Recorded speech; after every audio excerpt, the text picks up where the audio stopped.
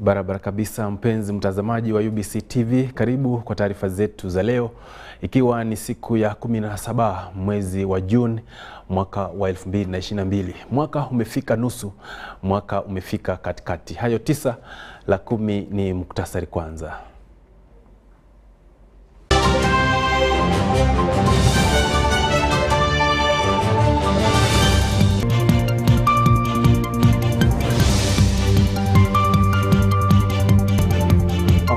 Zake DRC.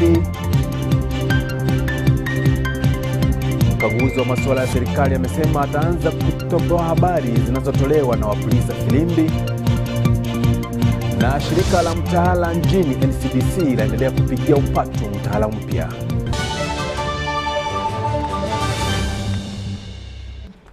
Ujambo, jina langu ni Edwin Nyachwara Mobegi. Rais Yoweri Museveni amesema kwamba amefurahishwa na juhudi zinazofanywa na vyombo vya usalama, hasa wanajeshi wa UBDF katika juhudi za kuleta amani DRC Congo. Rais Yoweri Museveni amesema kwamba amepongeza sana vyombo vya usalama na kutumia mfano wa chakula, ambapo alisema kwamba chakula iwapo hakitawekwa viungo vyote hakitalika au hakitapendeza. Amesema kwamba vyombo vya usalama vimefanya kazi kwa pamoja katika sekta mbalimbali kuhakikisha kwamba usalama upo hapa nchini na katika mataifa jirani.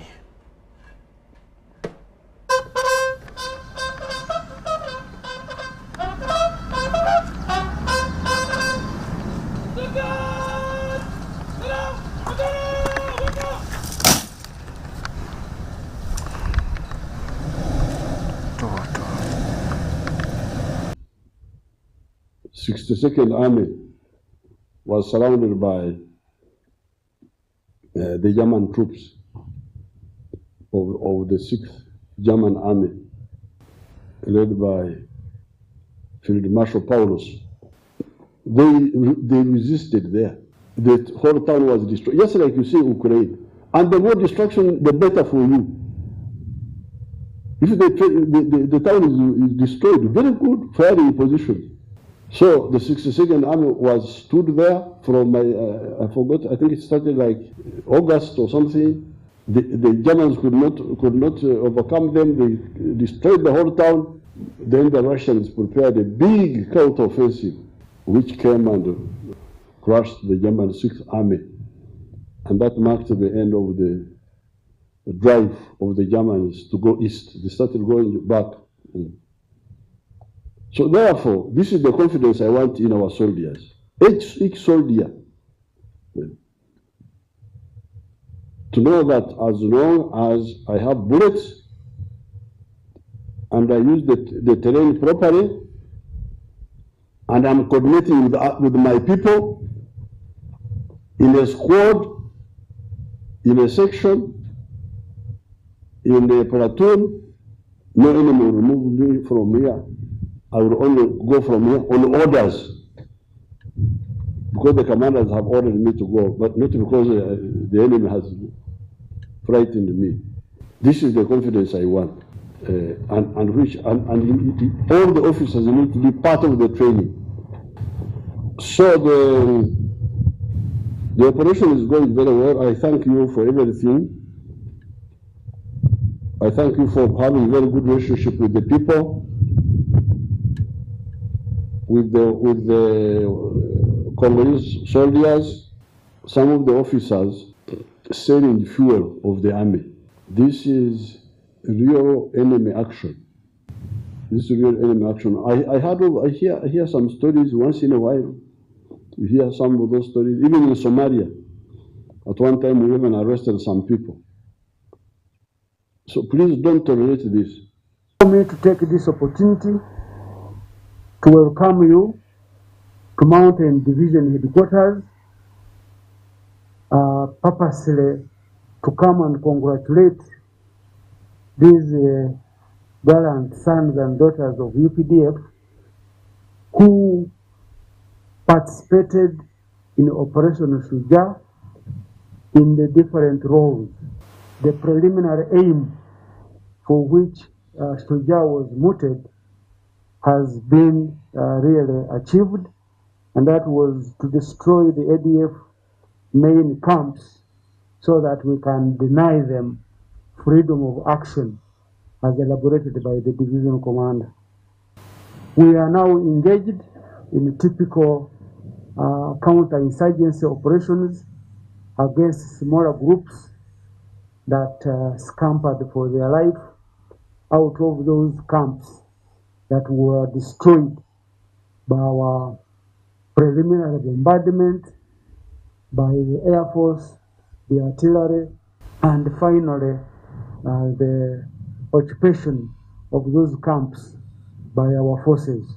We therefore want to thank you, Your Excellency, for your guidance towards building this formidable force from a very small guerrilla war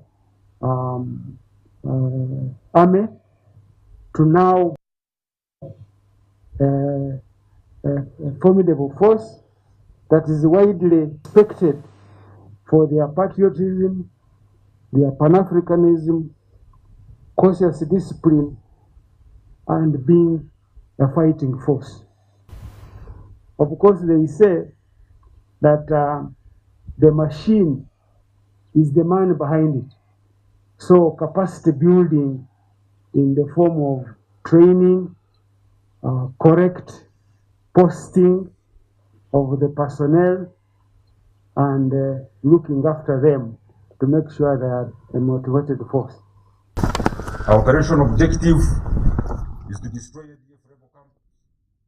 Ni wanajeshi wetu wanaohakikisha kwamba usalama umedumishwa ndani na nje ya nchi. Kwingineko, mkuu wa masuala au mkaguzi wa masuala ya serikali Bet Kamia amesema sasa ataanza kutumia habari zinazotolewa na wapolisa filimbi katika uchunguzi wake na juhudi zake za kukabiliana na ufisadi. Amesema haya huku mambo kadhaa yakiwasilishwa katika ofisi yake yanayohusiana na ufisadi na hongo, jambo ambalo amesema atalifungia kuli kuhakikisha kwamba ufisadi umeisha humu nchini. Mkaguzi wa masuala ya serikali amesema kwamba sasa ataanza kutumia habari zinazotolewa na wapolisa filimbi katika juhudi zake za kupigana na ufisadi nchini. Haya yanajiri baada ya malalamiko kutolewa katika ofisi yake kwamba wakati wa agizo la kusalia nyumbani mwaka jana, Wizara ya Kilimo, Samaki na Wanyama ilitoa zaidi ya shilingi bilioni 9 katika taasisi ya masomo ya kilimo ya Bukalasa, jambo ambalo linazua maswali chungu nzima iwapo tetezi hizo ni za ukweli. Uchunguzi wa mkaguzi wa masuala ya serikali unaonyesha kwamba kati ya shilingi bilioni 10.2 zilizotolewa na shirika la Maifu, shilingi bilioni 8.7 zilitumika visivyo. Mkaguzi huyo sasa akisema kwamba wahusika wakuu katika sakata hiyo wamekiri kuhusika na wakaomba upewe muda wa miezi 28 kulipa pesa hizo katika kaunti ya Benki Kuu ya Uganda. We insist on them depositing security as they work on the settlement. The schools, they receive the money, then they go and solicit invoices, or they themselves generate invoices from companies, and these companies are usually their associates. Then they, for the procurement records, they do the forgeries, members of... Wakati huo Bet Kamia anasema kwamba ofisi yake inachunguza kesi nyingine inayohusisha shilingi bilioni 1 na milioni 10 zilizohusisha Wizara ya Fedha na ile ya Takwimu na ambazo zinasemekana kutumiwa visivyo. Big fuel receipts from the petrol stations and the others they make by themselves because the petrol stations do not exist. They present false accountability. On paper, activity has taken place, but in reality, nothing has taken place. Kamia anasema kwamba wengi wa wahusika hawa walifanya makosa madogo madogo yanayotokana na kuzembea kazini. Some of these people, we are sure they did not take the money because they signed away and other people took it. The outcome of this option of negotiating out of court is clear, is predictable, is well known, and the amounts well known. Unlike prosecution in court, where you are not even certain whether the suspect will be convicted. Ripoti kutoka ofisi ya Kamia ya mwaka jana ikionyesha kwamba serikali hupoteza zaidi ya trilioni 20 kila mwaka kutokana na ufisadi, hongo pamoja na uzembe wa wafanyakazi wa serikali. UBC Habari. Shirika la mitaala nchini pamoja na Wizara ya Elimu mwaka jana mapema walitoa mtaala mpya unaolenga kuwapa mafunzo wanafunzi na kuandaa katika soko la ajira baada ya kuhitimu. Sasa shirika hilo la mitaala NCDC likiupigia mtaala huo mpya upatu kila uchao kuhakikisha kwamba umeeleweka katika maeneo pote ya kitaifa na kuweza kwamba ianze kutumika vilivyo na kuandaa wanafunzi hawa kabla ya kujiunga na vyuo vikuu. Mkurugenzi wa mtaala huo akisema kwamba manufaa ni mengi kwa wanafunzi na zaidi katika ulimwengu wa ajira. So this new revised competence-based curriculum is produced.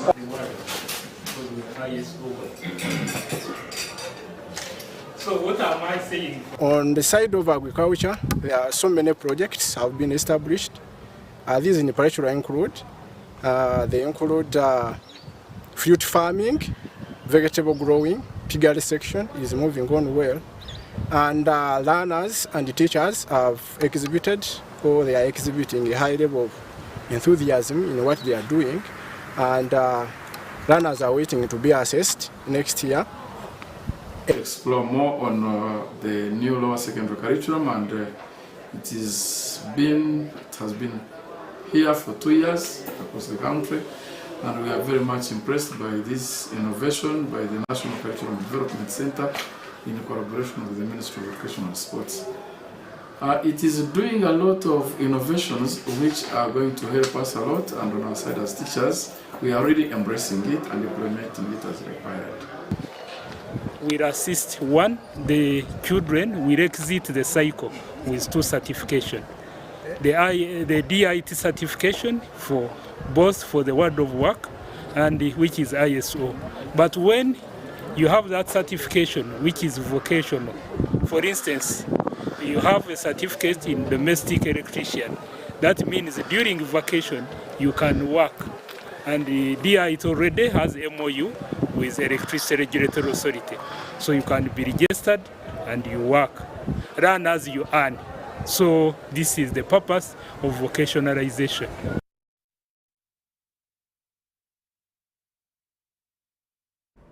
Ni mtaala unaoandaa wasomi kwenye mafunzo ya kiufundi. Kwingineko, aliyekuwa mkuu wa FDC Dr. Kizza Besigye amewasili katika mahakama ya Buganda Road hapa mjini Kampala kutoa ombi lake la kuachiliwa kwa dhamana. Hata hivyo, kitumbua chake kimeingia mchanga baada ya ombi lake kutupiliwa mbali na wakili wake Elias Lukwago hakuridhika na uamuzi huo. Yapa taarifa kwa undani.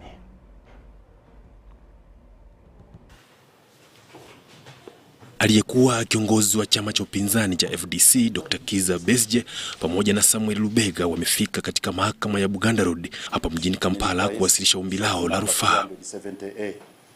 Wawili hao ambao waliwaziri kutoka jela la taifa la Luzira waliwasilisha ombi lao la kuachiliwa kwa dhamana kupitia kwa wakili wao Elias Lukwago. Wawili hao vile waliwasilisha wadhamini wao wakiwemo naibu wa meya wa mji wa Kampala Edwin Nyachwara, mbunge wa Kitugu Daniel Onakitil, Sulemani Kidandara pamoja na Margaret Ukuli aliyekuwa mbunge wa zamani. We pray that we be pleased to find them substantial and admit the accused persons to bail. The other ground, Your Worship, is that they have no record of absconding from court jurisdiction. They are not in any way said to have been granted by any court in the country and absconded.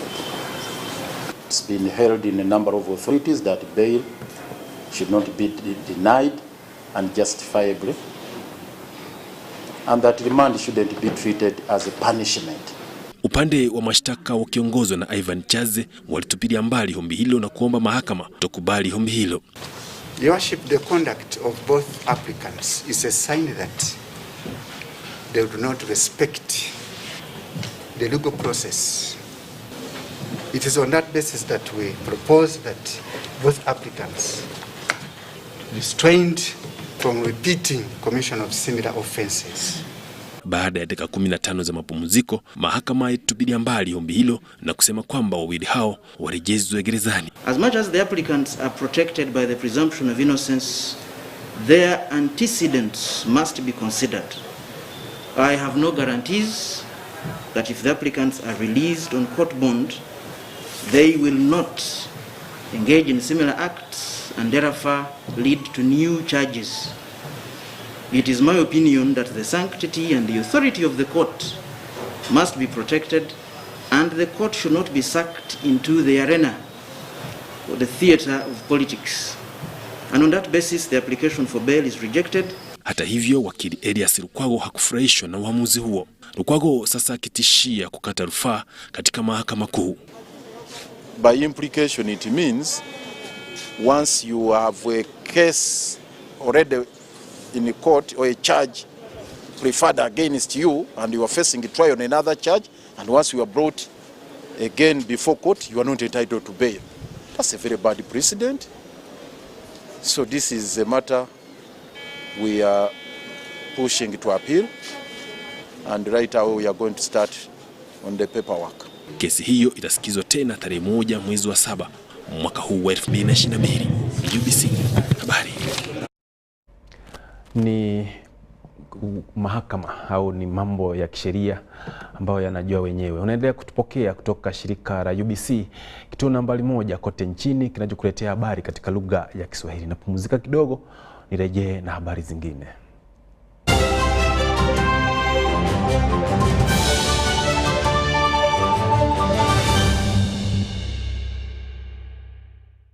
It's Freaky Friday from Airtel. Buy or gift. Buy or give. Get freaky too! Dial *149*10# to load a Freaky Friday bundle for you to enjoy the best offers on voice and data. To buy a bundle for friends and family, dial *149*10*5#. Freaky Friday with Airtel. Buy or gift a bundle today. Dial *149*10# to get started. Airtel, the smartphone network. Fun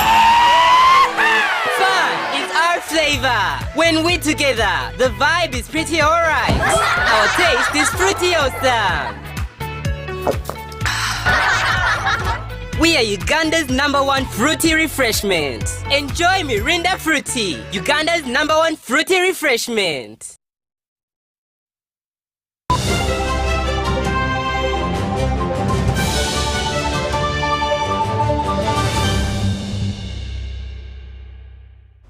Karibu tuendelee kufahamisha. Shirika la kimataifa la chakula la afya limesema kwamba mataifa yanastahili kurejea maagizo ya kusalia nyumbani au ya kupunguza makali ya kueneza ugonjwa wa COVID-19. Haya yamesemwa baada ya kutambua kwamba maambukizi mapya yameanza kuongezeka katika mataifa mbalimbali barani Afrika na ulimwengu kote, huku wakiona kwamba mataifa yalikuwa yamepunguza kufanya makali yanayopunguza kuenea huku. Sasa wakitoa ombi kwa mataifa mbalimbali kurejea tena yale ambayo walikuwa wametoa kusaidia katika kupunguza maambukizi. Alvarado of Costa Rica to promote voluntary mechanisms to share intellectual property, know-how and data. The licenses CETAP has received for tests, vaccines and therapeutics are making a real difference and show that this innovative mechanism can work. However, the licenses we have received are too few and only from government research institutes. Manufacturers have not contributed to a single license. This highlights why the world needs a more effective mechanism for sharing licenses in an emergency, and why governments that fund so much research must retain licensing rights for products that are needed in emergency situations. WHO is aware that countries are discussing a temporary waiver on intellectual property rights for COVID-19 tools at the World Trade Organization's Ministerial Conference this week.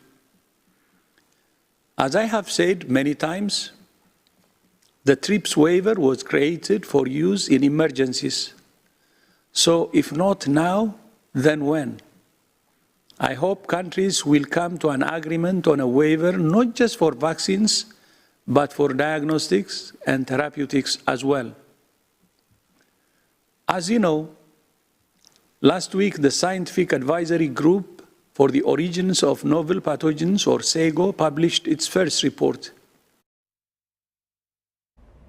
Ni ushauri wa shirika la afya ulimwenguni kuhusu mjo mpya wa COVID-19. Ni hayo tu kwa leo mpenzi mtazamaji, lakini kabla ni kuja nje vilangu na kuletea tena muktasari.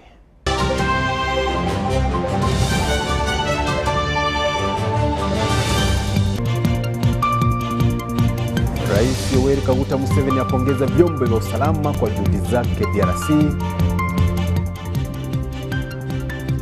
Mkaguzi wa masuala ya serikali asema ataanza kutumia habari zinazoletwa na wapuliza filimbi. Na shirika la mitaala nchini NCDC linaendelea kupigia upya mtaala mpya upatu. Asante kwa kupata muda kuwa nasi. Endelea kutegea vipindi na matangazo kutoka shirika la UBC, kituo nambari 1 kinachokupa habari katika lugha ya Kiswahili. Hadi hapo kesho, jina langu ni Edwin Nyachwara Mobegi.